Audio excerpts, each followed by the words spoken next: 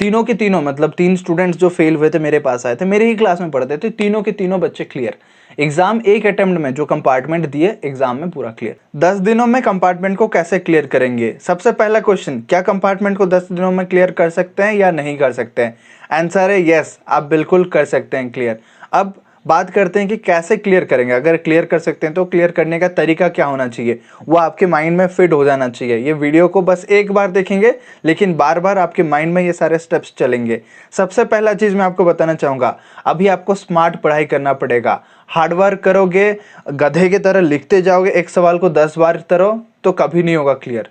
जी हाँ, मैं थोड़ा सा रूड बनूंगा इस चीज़ों में और फेक मोटिवेशन नहीं दूंगा आपको, प्रैक्टिकल स्टेप्स बताऊंगा। जी हाँ, मैं बोलूंगा कि गधे की तरह 10 बार एक क्वेश्चन को ऐसे करोगे, अभी टाइम नहीं है आपके पास। 100 क्वेश्चन रहेंगे, सबको आप 10-10 बार लिखोगे तो क्या आप पास हो जाओगे? नहीं पास हो पाओगे।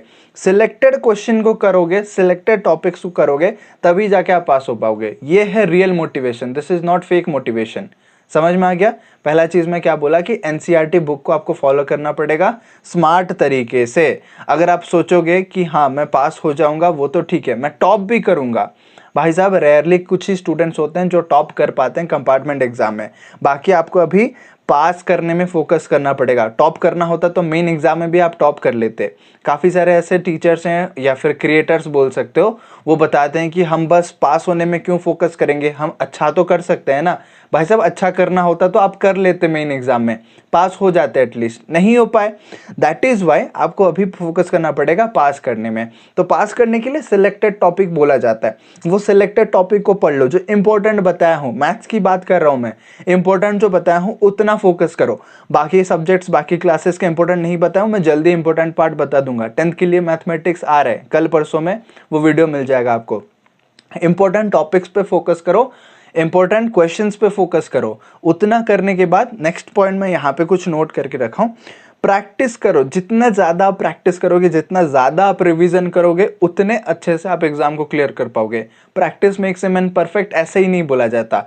कोई भी चीज़ को आप जितना ज़्यादा प्रैक्टिस करोगे उतना जहन में आपका वो बैठते जाएगा और वो अच्छे से रिकॉल कर पाओगे आप सब चीज़ें। इसीलिए प्रैक्टिस मेंटेन रखो। तो एनसीईआरटी फॉलो करो और कुछ नहीं।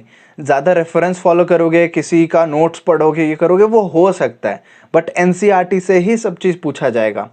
अगर पूरे पेपर को 100% मान लो, उसका 80% जो पार्ट है ना वो आपका एनसीईआरटी से ही आता है। 20% ही चीज़ें होते हैं जो डिफ़िकल्ट होता है, जो बाहर से आते हैं या फिर रेफरेंस बुक से आते हैं या फिर इधर उधर से आते हैं, खुद से बनाते हैं, नया सवाल होता है, कुछ भी होता है।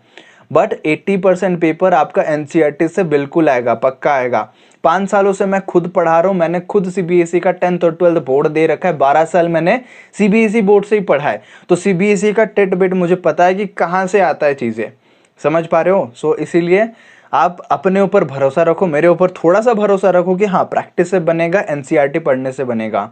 सबसे पहली बात यहाँ पे अभी पहला प्रेफरेंस आपको देना पड़ेगा इंपॉर्टेंट और स्ट्रॉन्ग कॉन्सेप्ट पे।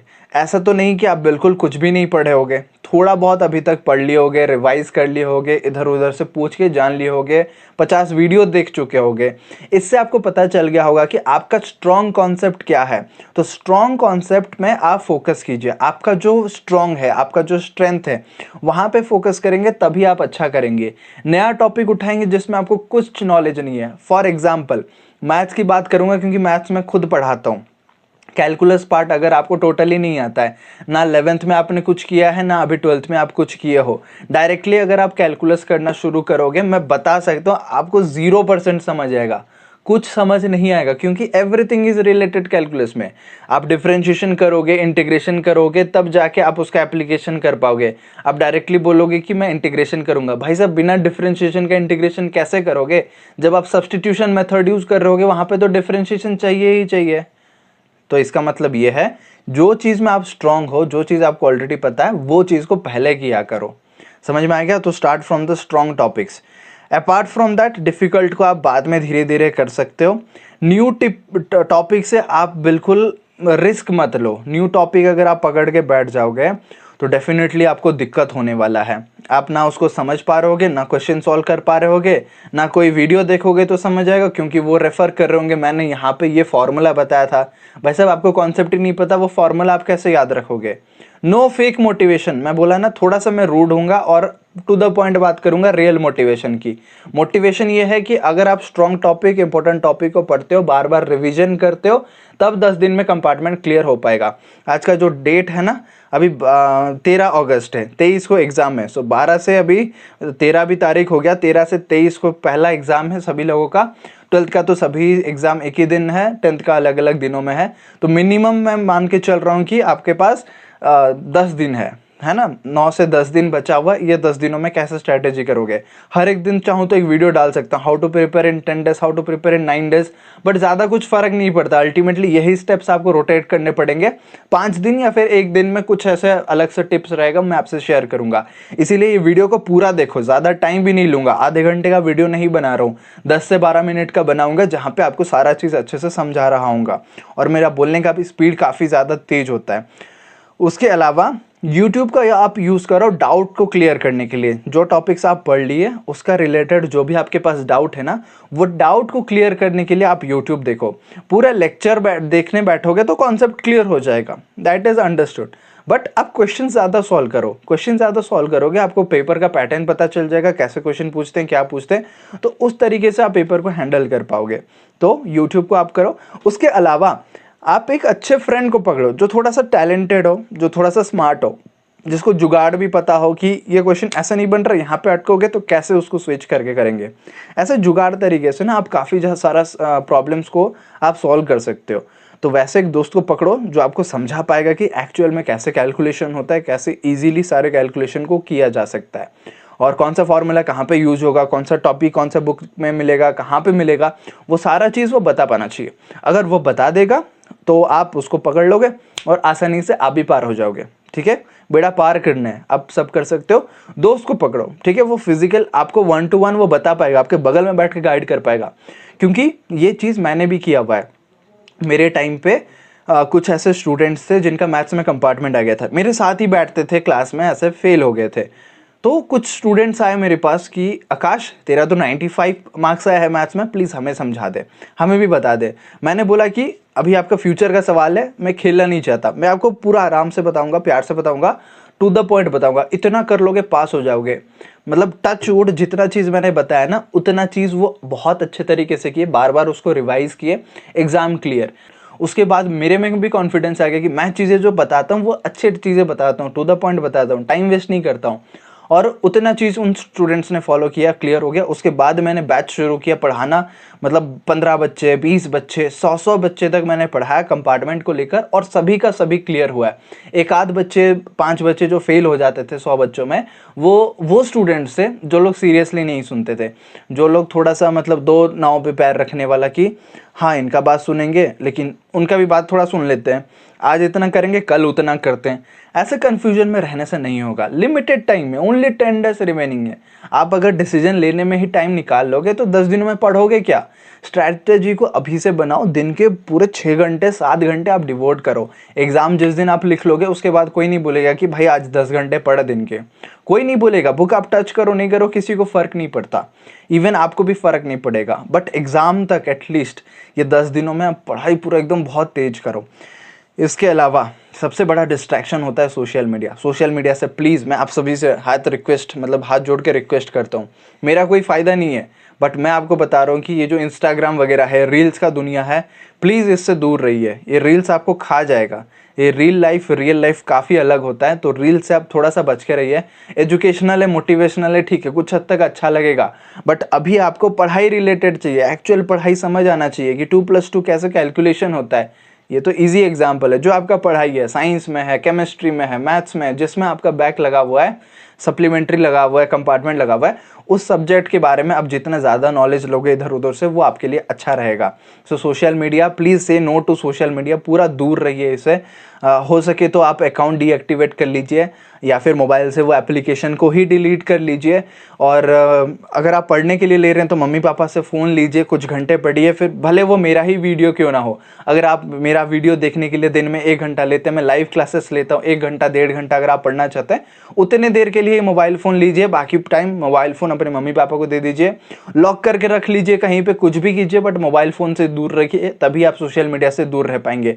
वरना ये नोटिफिकेशन का दुनिया आपको सच में खा जाएगा। तुरंत नोटिफिकेशन आएगा कि इसने मैसेज किया, आप रिप्लाई करते करते चैट होगा, कॉल होगा, गाना सुनेंगे, वीडियोस देखेंगे, काफ़ी टाइम चला जाएगा। मैं प्रैक्टिकल इसका शिकार बन चुका हूँ। मोबाइल से बहुत डिस्ट्रैक्शन होता है। आप लोग भी मेरे बातों से रिलेट कर पा रहे होंगे मैं जो बोलने की कोशिश कर रहा हूँ कि सच में सोशल मीडिया एक डिस्ट्रैक्शन होता है। कैसे मोबाइल उठाते हैं 2 घंटा चला जाता है, पता नहीं चलता। 10 बजे पढ़ने का सोचे होंगे, 12 बज गया होगा कि पता ही नहीं चला होगा। कि आपने देखा होगा कॉपी में, अरे यार आधा ही क्वेश्चन हम सॉल्व किए थे, एक डाउट दिखने के लिए आए थे, पूरा 2 घंटा टाइम चला गया। ऐसा मत करो। 10 दिन गिन के बचे हुए हैं, 10 × 24 घंटे करो कि 240 घंटे बचे हुए हैं। घंटों में हिसाब हो रहा है। अब 240 घंटे भी आप नहीं पढ़ सकते दिन के। अगर आप मैक्सिमम 10 घंटा भी पढ़ते हैं, 10 × 2 100 घंटा आप पढ़ पाएंगे, पर 10 घंटा इतना जल्दी बढ़ाना पॉसिबल नहीं हो पाएगा। धीरे धीरे बढ़ाइए। मैं बोलता अगर महीनों का टाइम होता, महीनों का भी टाइम नहीं है जनाब। अभी जो जितना कम टाइम बचा हुआ है, आप आज 3 घंटा पढ़ रहे हैं तो कल 3.5 घंटा, परसों 4 घंटा, उसके बाद 5 घंटा करके आप बढ़ा सकते हैं। बट दिन में पूरा 10 घंटा मैक्सिमम, आपको 100 घंटा भी नहीं बता सकता। इसीलिए आप सोचिए कितना कम टाइम बचा हुआ है। तो कम टाइम से डरिए मत। मैं आपको डराने के लिए टाइम का हिसाब नहीं बता रहा हूँ, मैं सीरियसनेस बढ़ाने के लिए टाइम का हिसाब बता रहा हूँ। आप सोचिए सोशल मीडिया, उसके बाद आप दिन के 10 घंटा भी पकड़ेंगे, आपको कुछ फ़र्क नहीं पड़ेगा।